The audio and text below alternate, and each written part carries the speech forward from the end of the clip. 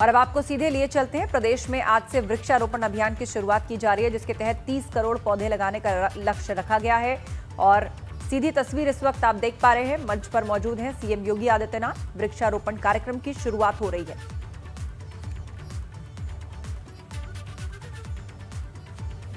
लखनऊ से इस वक्त लाइव तस्वीरें आप देख रहे हैं। सीएम योगी पहुंच चुके हैं इस कार्यक्रम में। आज से वृक्षारोपण अभियान उत्तर प्रदेश के अंदर शुरू हो रहा है। इस अभियान के तहत पूरे प्रदेश में 30 करोड़ पौधे लगाए जाएंगे। बीते साल एक दिन में ही 25 करोड़ पौधे लगाए गए थे। पिछले साल एक दिन का ही अभियान था।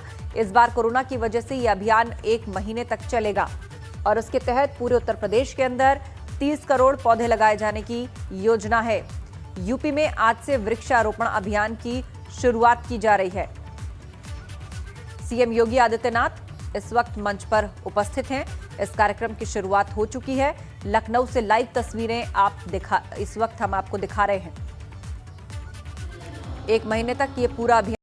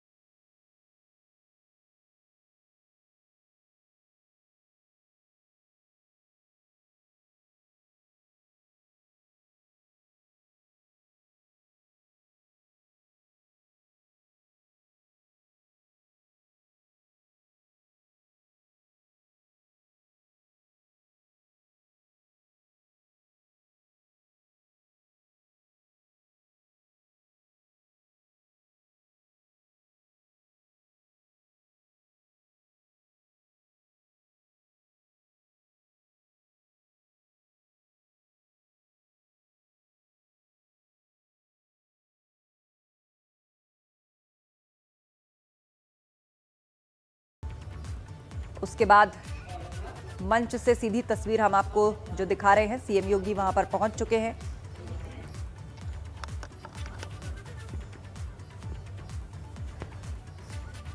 तो पूरे प्रदेश में आज से इस वृक्षारोपण अभियान की शुरुआत होने जा रही है, जिसके तहत अलग अलग जगहों पर 30 करोड़ पौधे लगाए जाने का लक्ष्य है। बीते साल भी यह अभियान एक दिन के लिए चलाया गया था और एक दिन में 25 करोड़ पौधे लगाए गए थे। और अब कोरोना काल की वजह से 1 महीने का समय लिया गया है, जब प्रदेश भर में अलग अलग जगहों पर पौधे लगाए जाएंगे। 30 करोड़ तक पौधे लगाने का लक्ष्य है। वातावरण स्वच्छ रहे, वायु प्रदूषित न हो, स्वच्छ ऑक्सीजन और श्वास लेने लायक वातावरण प्रदेश का बना रहे, उसके लिए वृक्ष हरियाली बेहद जरूरी। और इसी से संबंधित अभियान उत्तर प्रदेश में चलता रहा है। इस बार 30 करोड़ पौधे लगाए जाएंगे। बीते साल एक दिन में ही 25 करोड़ वृक्ष लगाए गए थे। ये एक दिन का ही अभियान था, लेकिन इस बार ये 1 महीने तक चलेगा। कोरोना काल के कारण 1 महीने तक 30 करोड़ पौधे उत्तर प्रदेश में अलग अलग जगह लगाए जाएंगे। मिशन 2022 की तैयारी में आम आदमी पार्टी जुट गई है। आपने रोजगार गारंटी यात्रा की शुरुआत की है। सांसद संजय सिंह ने यात्रा को रवाना किया है। 10 दिन तक चलने वाली इस यात्रा में, जो कि लखनऊ में खत्म होगी, प्रयागराज से चलकर लखनऊ तक जाएगी। रोजगार गारंटी यात्रा इसे नाम दिया गया है। तो आम आदमी पार्टी के सांसद संजय सिंह इस यात्रा को शुरू कर रहे हैं। इस यात्रा को रवाना उन्होंने किया है। मिशन 2022 की तैयारी में आम आदमी पार्टी है। 10 दिन तक ये यात्रा चलेगी। प्रयागराज से शुरू होकर लखनऊ तक चलेगी ये यात्रा, जिसको नाम दिया गया है रोजगार गारंटी यात्रा। सीधे अब आपको लिए चलते हैं। मोहम्मद मोइन हमारे साथ लाइव जुड़ रहे हैं, हमारे सहयोगी प्रयागराज से। मोइन, रोजगार गारंटी यात्रा इसे कहा जा रहा है, किस तरह रोजगार का संकेत दिया जा रहा है और उससे जुड़े मुद्दे को आम आदमी पार्टी उठाएगी, और इस यात्रा को रवाना किया जा चुका है। ताजा तस्वीरें यदि आप हमारे दर्शकों को दिखा पाएं।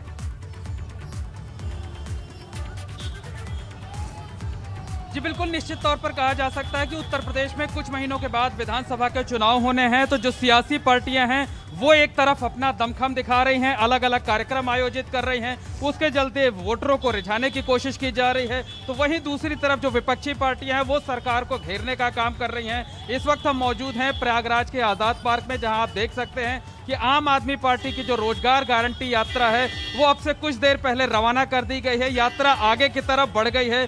10 दिनों की ये यात्रा है, प्रयागराज से शुरू हुई है और प्रयागराज से शुरू होकर के ये लखनऊ तक जाएगी। लखनऊ में इस यात्रा का समापन होगा। करीब 100 के लोग जो है, करीब लोग वो इस यात्रा में शामिल रहेंगे, लगातार शामिल रहेंगे।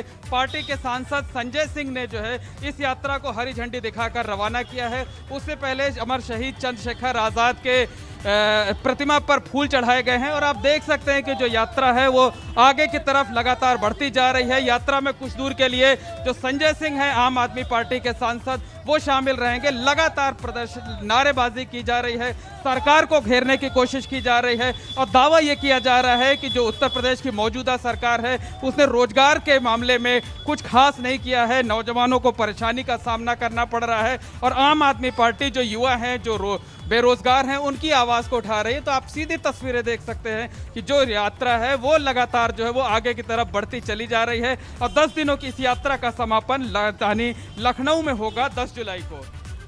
बिल्कुल मोइन, और ऐसा लग रहा है कि उत्तर प्रदेश में जो रोजगार का मुद्दा है उसको जोर शोर से आम आदमी पार्टी उठाएगी आने वाले वक्त में भी, क्योंकि अपने एक तरह से चुनावी कैंपेन की शुरुआत ही उसने रोजगार से जुड़े मुद्दे से की है।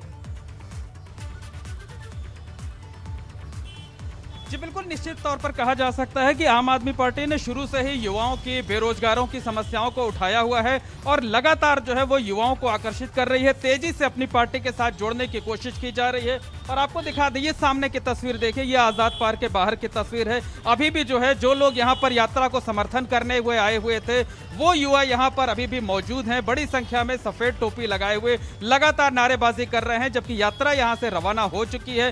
तो साफ तौर पर कहा जा सकता है कि ये 2022 में जो विधानसभा के चुनाव होने हैं उसके जरिए वोटरों को रिझाने की कोशिश है और सरकार को घेरने की कोशिश है, ताकि सरकार पर दबाव बढ़ाया जा सके, लोगों के अंदर जो है आक्रोश पैदा किया जा सके, ये बताया जा सके कि सिर्फ आम आदमी पार्टी ही सबसे अच्छी पार्टी है, सरकार का विकल्प हो सकती है। तो ये एक रिझाने की कोशिश जरूर आम आदमी पार्टी की तरफ से युवाओं और बेरोजगारों के लिए की जा रही है।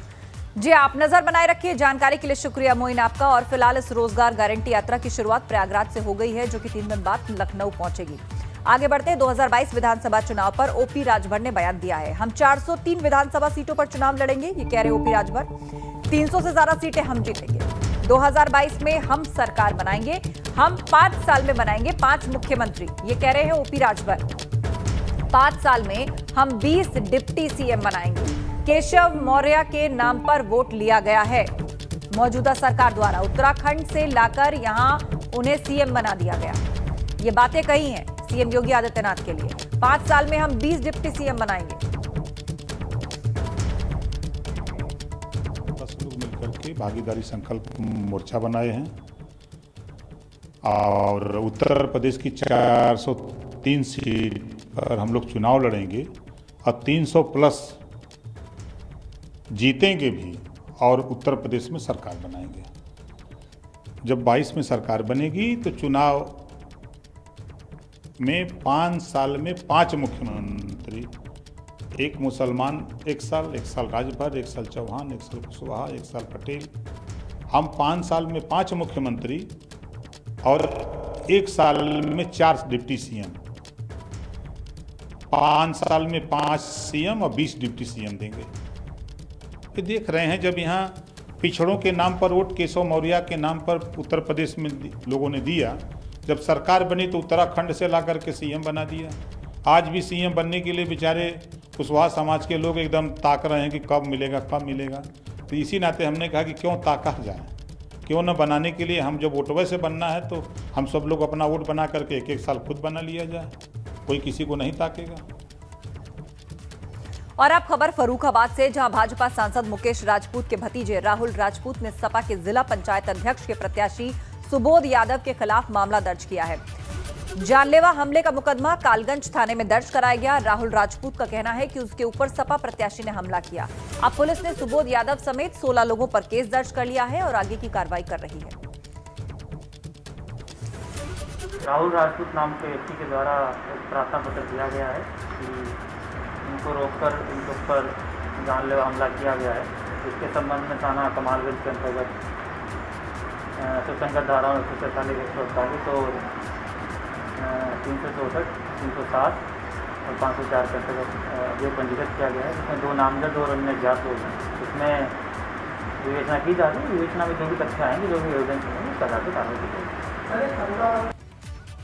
और अब एक बड़ी खबर बिजनौर से। शादी समारोह में महिला प्रधान को जहर दिया गया। इलाज के दौरान नवनिर्वाचित प्रधान ने दम तोड़ दिया। तो बिजनौर में शादी समारोह में बड़ा आरोप लग रहा है। शादी समारोह में महिला प्रधान को जहर दिया गया। नवनिर्वाचित प्रधान ने दम तोड़ दिया है। मृतक के परिजनों ने यह गंभीर आरोप लगाया कि खाने में जहर दिया गया। चुनावी रंजिश में महिला प्रधान को जहर दिया गया है। मृतक के परिजनों ने 5 लोगों के खिलाफ तहरीर दी है। थाना मंडावली के हुकूमतपुर केशो उर्फ गांवड़ी का यह मामला है। और अब खबर अमेठी से, जहां जमीनी रंजिश में एक युवक ने गौशाला का दरवाजा तोड़ दिया और यह काम युवक ने बिल्कुल फिल्मी स्टाइल में किया। दबंग युवक ने अपनी गाड़ी में रस्सी बांधकर उस रस्सी को टीन शेड के साथ बांधा और फिर बाइक स्टार्ट कर दी। फिलहाल घटना का वीडियो वायरल होने के बाद पुलिस आगे की कार्रवाई कर रही है। ये देखिए किस तरह जमीनी रंजिश में एक दबंग ने गौशाला का टीन शेड तोड़ा। फिल्मी स्टाइल में इस घटना को अंजाम दिया गया। यह वीडियो इस वक्त वायरल हो रहा है। पुलिस इस वक्त एक्शन में है।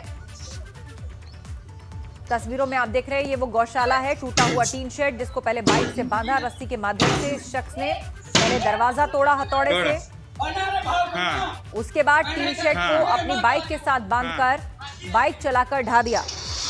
ये देखिए। उधर 3 जुलाई को पंचायत अध्यक्ष चुनाव की वोटिंग से पहले ही चंदौली में समाजवादी पार्टी को डर सताने लगा है।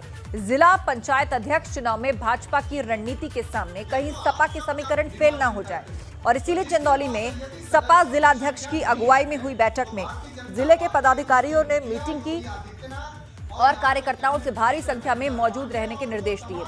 सपा को यह भी डर है कि कहीं एन चुनाव के वक्त भीतरघात सपा के हार की वजह न बन जाए।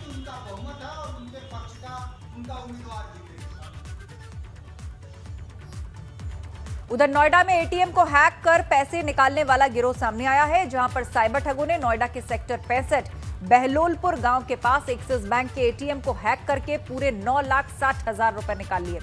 जानकारी के मुताबिक हैकर्स ने एटीएम को हैक करने के लिए मैलवेयर सॉफ्टवेयर का इस्तेमाल किया।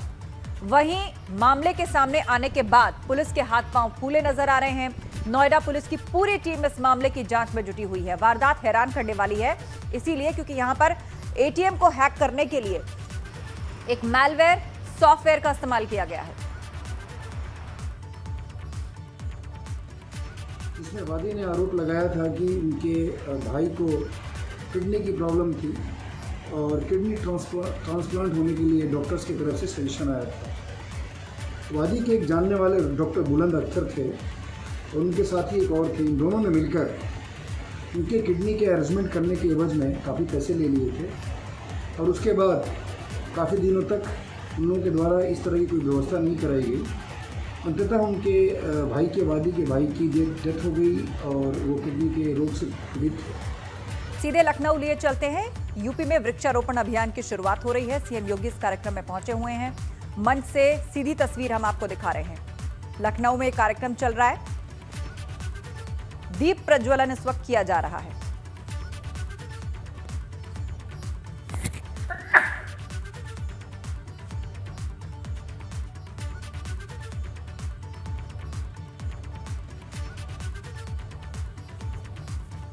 तो मंच से दीप प्रज्वलित कर रहे हैं सीएम योगी आदित्यनाथ।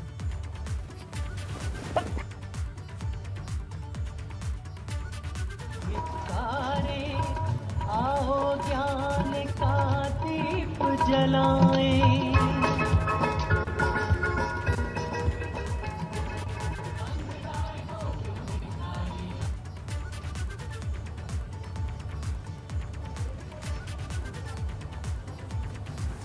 अब मैं आमंत्रित करना चाहूँगी मिस मंजीत बत्रा, जो कि बहुत ही सीनियर प्रिंसिपल हैं गोमती नगर कैंपसेस की और कन्वीनर हैं आज वृक्षारोपण समारोह की। वो 2 शब्द कहें।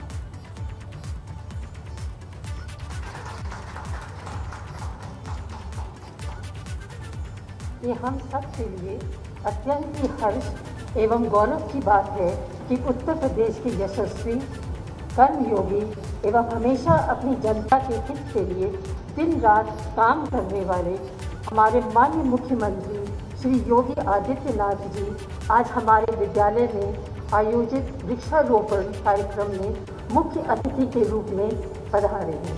हम सिटी मॉन्टेसरी परिवार की ओर से उनका हार्दिक स्वागत एवं अभिनंदन करते हैं।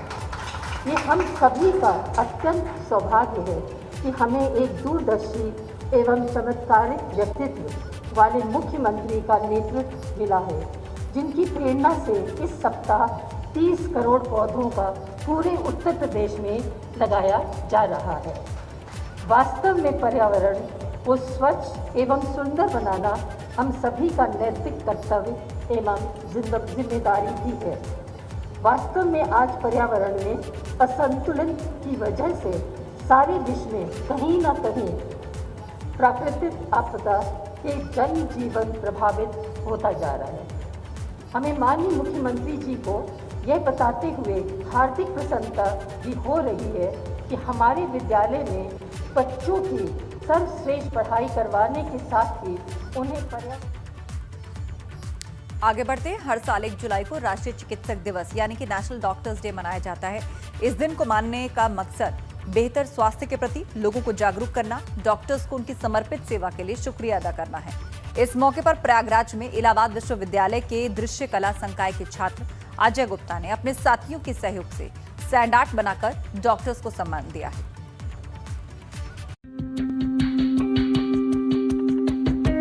नेशनल डॉक्टर्स डे पर सैंड आर्ट के जरिए चिकित्सकों को ये सम्मान दिया है इलाहाबाद विश्वविद्यालय के दृश्य कला संकाय के छात्र अजय गुप्ता और उनके मित्रों ने। अजय गुप्ता का कहना है कि कोरोना महामारी के दौरान डॉक्टरों ने भगवान बनकर लोगों की जिंदगी बचाई है, इसलिए मैंने अपनी कला के जरिए उन्हें धन्यवाद दिया है। आज मैंने सैंड आर्ट किया है जो कि डॉक्टर्स डे पे है। आज 1 जुलाई है। राष्ट्रीय डॉक्टर जो हमारे विधान चंद्र रॉय जी हैं, इनको इस दिन सम्मानित किया गया था। और जो कि मैंने एक ग्लोब बनाया है। ग्लोब जो है कोरोना वायरस से एकदम घिरा पड़ा हुआ है। और डॉक्टर जो हमारे सहयोग के लिए और हमें दूसरी ज़िंदगी जो प्रदान करते हैं, वो किस प्रकार ही कोरोना वायरस से लड़ रहे हैं, मैंने उसको भी अपने सैंड आर्ट में दर्शाया है। केवल कोरोना की महामारी के दौरान ही नहीं, बल्कि डॉक्टर हर आपदा में एक सुपर हीरो की तरह सामने आए हैं और समाज की सेवा की है।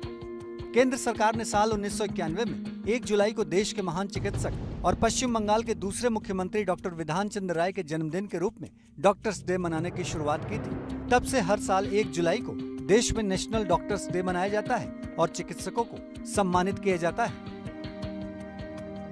एबीपी गंगा के लिए प्रयागराज से मोहम्मद मोइन की रिपोर्ट। तो एक तरफ डॉक्टर्स डे मनाया जा रहा है, दूसरी तरफ उत्तर प्रदेश के अंदर आज से वृक्षारोपण अभियान की शुरुआत हो रही है। लखनऊ में इसका लाइव कार्यक्रम चल रहा है। आपको सीधे लिए चलते हैं, सीएम योगी मंच से संबोधित कर रहे हैं।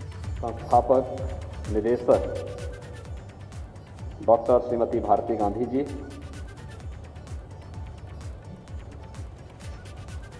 उत्तर प्रदेश सरकार के अपर मुख्य सचिव गृह श्री अवनीश कुमार अवस्थी जी, अपर मुख्य सचिव सूचना और एमएसएमई श्री नवनीत सहगल जी,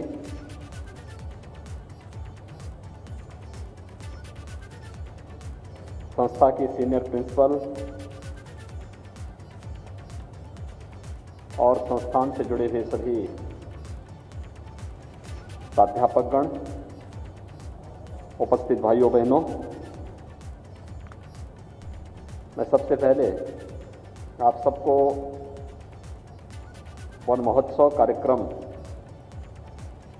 के इस आयोजन अवसर पर प्रदेश सरकार की ओर से हृदय से बधाई देता हूं। वन महोत्सव का यह कार्यक्रम हमारे लिए केवल एक वृक्ष लगाने तक सीमित नहीं, बल्कि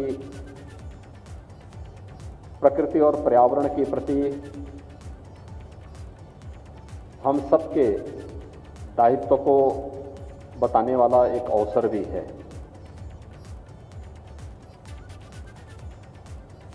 प्रकृति और पर्यावरण में समन्वय और संतुलन कितना महत्वपूर्ण है, इसका अनुमान हम सब वर्तमान में लगा सकते हैं, जब पूरी दुनिया विगत 1.25 वर्ष से कोरोना महामारी से जूझ रही है। आपने इस बात को देखा होगा, प्रकृति और पर्यावरण के जितने अधिक सानिध्य में हम सब रहते हैं, विभिन्न प्रकार के रोगों से लड़ने की उतनी बड़ी क्षमता हमारे पास रहती है। जब भी हमने अपने स्वयं के स्वार्थ के लिए प्रकृति के विपरीत आचरण किया और पर्यावरण के साथ खिलवाड़ किया, तो उसके दुष्परिणाम भी पूरी जीव सृष्टि को भुगतना पड़ा। और चूंकि मनुष्य इस जीव सृष्टि का सर्वश्रेष्ठ प्राणी माना गया है, इसलिए सर्वाधिक वह इसकी चपेट में भी आया है। कोरोना महामारी पूरी दुनिया को वर्तमान में बुरी तरह प्रभावित किया है। आज डॉक्टर्स डे भी है। कोरोना महामारी के दौरान हमारे चिकित्सकों ने जिस प्रतिबद्धता के साथ, पूरी ईमानदारी के साथ मानवता की सेवा की है, वह अपने आप में एक उदाहरण है। और इसलिए मैं इस अवसर पर सभी चिकित्सकों को भी डॉक्टर्स डे की हृदय से बधाई देता हूं, अपनी शुभकामनाएं देता हूं।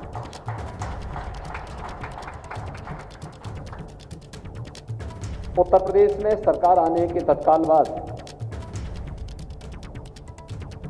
केवल हम लोग इंफ्रास्ट्रक्चर के बड़े कार्य ही नहीं करेंगे, बल्कि लोक कल्याणकारी उस अभियान के साथ भी जुड़ेंगे जिसमें समाज के अंतिम पायदान पर बैठे हुए व्यक्ति तक शासन की योजनाओं का लाभ पहुंच सके।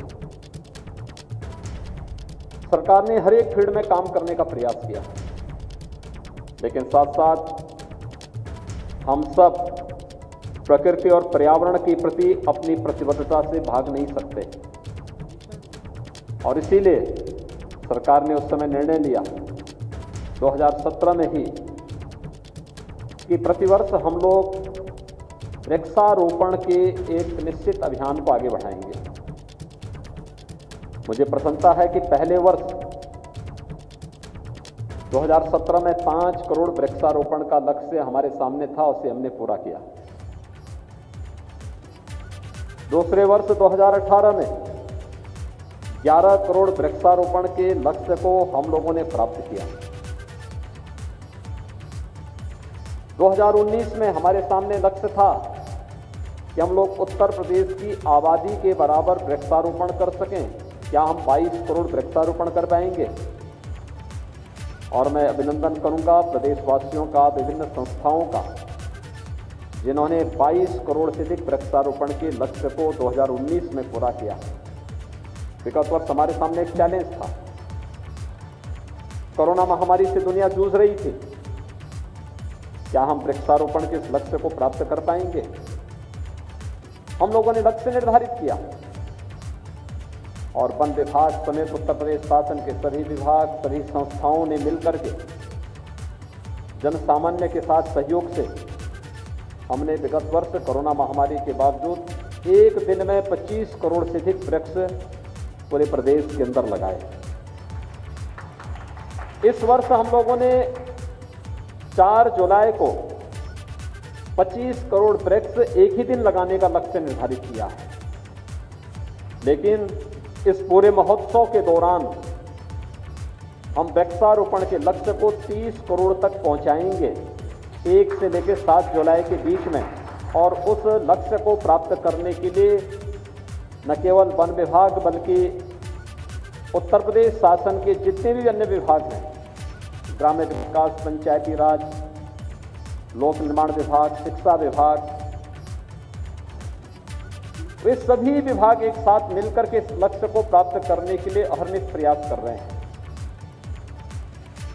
कुछ नए अनुभव लिए जा रहे हैं। 100 वर्ष से ज्यादा उम्र के जितने भी वृक्ष उत्तर प्रदेश के अंदर मौजूद हैं, उन्हें हेरिटेज वृक्ष के रूप में संरक्षित करने की एक अभियान भी चल रहा है। गंगा के तटवर्ती क्षेत्रों में गंगा उद्यान लगाने की कार्रवाई चल रही है। एक्सप्रेस हाईवे को इस बार हम लोग वृक्षारोपण के अभियान के साथ जोड़ने जा रहे हैं। राम वनगमन मार्ग को या राम जानकी मार्ग को भी वृक्षारोपण से आच्छादित करने की कार्रवाई चल रही है। एक निरंतर अभियान, और केवल ये वृक्ष लगाना ही नहीं बल्कि लगाने के बाद कितना सुरक्षित है, इसके लिए थर्ड पार्टी ऑडिट करवाने की व्यवस्था भी। हम लोगों ने वन विभाग से कहा कि हमारा प्रयास होना चाहिए कि हम जितने भी वृक्ष लगाएं उसमें 75 से 80% वृक्षों को हम लोग, पौधों को हम लोग जियो टैगिंग के साथ जोड़ें। पता लगे एक साथ हम अपने टैबलेट में या अपने स्मार्टफोन में देख सकें कि हमने जो वृक्ष लगाया वो सुरक्षित है या नहीं है, क्या स्थिति है। सुरक्षा का भी पुख्ता इंतजाम करना। और मुझे प्रसन्नता है कि सीएमएस ने यहां पर आज इस वन महोत्सव के कार्यक्रम का शुभारंभ किया और पीपल का पवित्र पौधा, हम सब जानते हैं पीपल भारतीय परंपरा में पहले भी बहुत पवित्र माना जाता है। भगवान विष्णु का प्रतिनिधित्व करता हुआ दिखाई देता है। महात्मा बुद्ध को इसी वृक्ष के नीचे ज्ञान प्राप्त हुआ था। ये बौद्धि वृक्ष भी इसलिए कहलाया, ज्ञान प्राप्ति का जो माध्यम बने। अनेक प्रयास हुए हैं। आदरणीय प्रधानमंत्री जी की प्रेरणा से उत्तर प्रदेश ने जो लक्ष्य प्राप्त किए, हम लोगों ने फॉरेस्ट रिसर्च इंस्टीट्यूट और अन्य तमाम संस्थाओं से जब प्रदेश के अंदर विगत 4 वर्षों के दौरान वृक्षारोपण के इस कार्यक्रम को कैसे हम लोगों ने आगे बढ़ाया और इसके परिणाम क्या हैं, कितने जीवित हैं, मुझे प्रसन्नता है कि 75 से लेकर 90% तक वृक्षारोपण के कार्यक्रम के उपरांत लगाए गए वृक्ष और पौधे पूरी तरह सुरक्षित हैं और बहुत अच्छे वाटिकाएं और बहुत सारी जगह बहुत अच्छे पेड़ आज हमको वहाँ पर उगे हुए दिखाई देते हैं, आगे बढ़ते हुए दिखाई देते हैं। वन का आच्छादन इससे बढ़ा है। उस लक्ष्य को निरंतर प्राप्त करने की दिशा में हम लोगों के द्वारा प्रयास किए जा रहे हैं। और आज ये वन महोत्सव का कार्यक्रम यहाँ पर पीपल के पवित्र पौधे को रोपण करने के बाद यहाँ पर आज शुरू हुआ है। मैं आप सबसे अपील करूँगा, 4 जुलाई रविवार का दिन पूरे प्रदेश के अंदर कोरोना महामारी से बचाव के लिए जो निर्धारित प्रोटोकॉल है उसका पालन करते हुए हम वृक्षारोपण महाअभियान के साथ जुड़े हैं। एक पौधा हम लगवाएं।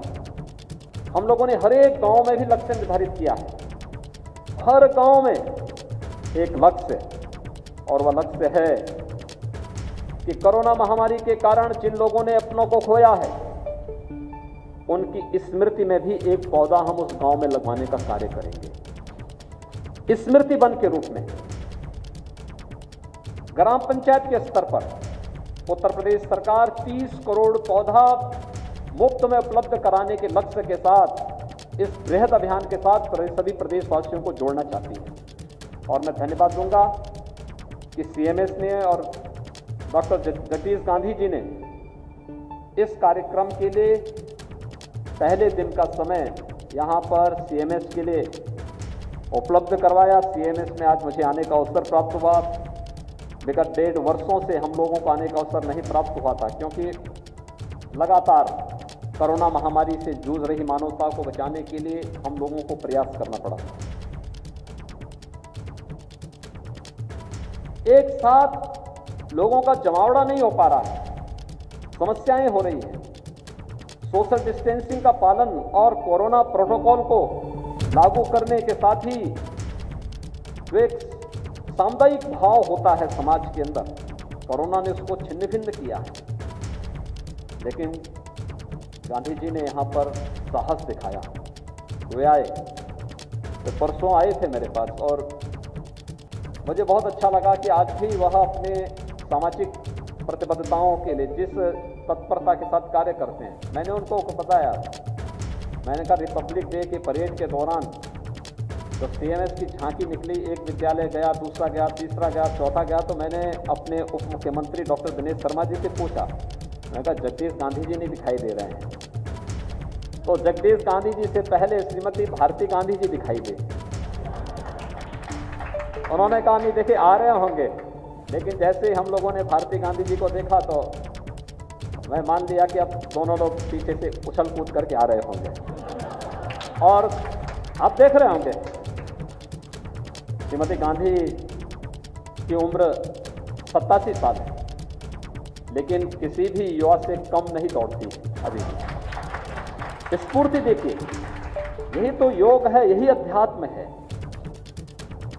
निश्चल भाव के साथ की गई उनकी सेवाएं हैं। और डॉक्टर जगदीश गांधी जी 86 वर्ष के हैं और 86 वर्ष के इस उम्र में भी वह जिस तत्परता के साथ अपनी समाज सेवाओं को आगे बढ़ा रहे हैं, अभिनंदनीय है। मैं इन दोनों का हृदय से अभिनंदन करता हूं। शिक्षा के क्षेत्र में प्रदेश की राजधानी लखनऊ में उन्होंने जो प्रयास किया, हर सामाजिक गतिविधि में, हर उस अभियान में जिसके पीछे लोक कल्याण का भाव निहित हो। शिक्षा अपने आप में एक पवित्र भाव है, शिक्षा प्रदान करना अपने आप में एक पवित्र भाव है, लेकिन उस पवित्र भाव के साथ साथ हर लोक कल्याणकारी और समाज कल्याण के उस अभियान के साथ जन कल्याणकारी भाव के साथ उनके द्वारा जो प्रयास प्रारंभ किया जा रहा है वो अभिनंदनीय है। मैं इस अवसर पर उनके स्वस्थ और दीर्घ जीवन की कामना करता हूं और महोत्सव के लिए आप सबका आह्वान करता हूं। पूरे महोत्सव में 7 दिनों तक चलने वाले बृहद वृक्षारोपण कार्यक्रम के साथ आप सब जुड़ेंगे, इस विश्वास के साथ आप सबके प्रति मैं अपनी शुभकामनाएं देता हूं। धन्यवाद। जय हिंद।